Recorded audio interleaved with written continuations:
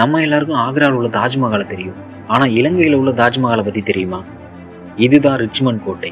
இலங்கையில் உள்ள கழுத்தரா நதிக்கரையில் தோட்டங்களுக்கு நடுவில் அமைஞ்சிருக்க ஒரு மிகப்பெரிய மாளிகை.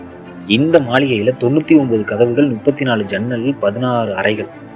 பர்மாவிலிருந்து தேக்கு மரம், ஸ்காட்லாண்டிலிருந்து கண்ணாடி, இத்தாலியிலிருந்து பளிங்கு கற்கள்னு பல நாட்டிலிருந்து பொருளை இறக்கி கட்டியிருக்காங்க.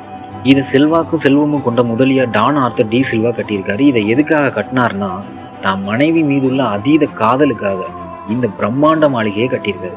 இது 1900 ஆரம்பித்து 1910 கட்டி முடிச்சிருக்காங்க. இங்கே டான் ஆர்த்தர் டி சில்வாவும் அவங்க மனைவியும் சந்தோஷமாக வாழ்ந்துட்டு இருந்திருக்காங்க.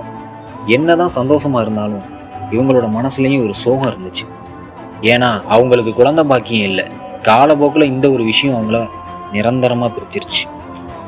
இவ்வளவு பிரம்மாண்ட மாளிகையை கட்டின இவர் கடைசியில் அனாதையாக இறந்து போனார். ஆனால் அவர் சாகிறதுக்கு முன்னாடி இந்த மாளிகையை குழந்தைகள் காப்பகமாக மாற்றி வச்சுட்டாரு. இப்போ இந்த ரிச்மண்ட் கோட்டை டிபார்ட்மெண்ட் ஆஃப் ஆர்ஜியாலஜி ஸ்ரீலங்கா அமைப்பால் பராமரிக்கப்படுது. இது ஒரு மாளிகை மட்டும் இல்லை, டான் ஆர்த்தர் டி சில்வா தன் மனைவிக்கு கட்டிய காதல் சின்னமாகவும் இருக்குது.